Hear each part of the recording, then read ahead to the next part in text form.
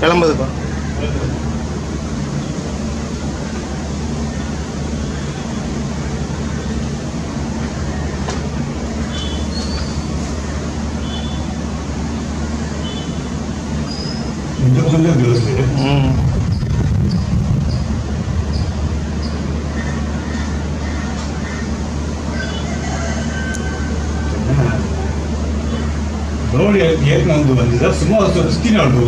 Petrol இது refilling stop.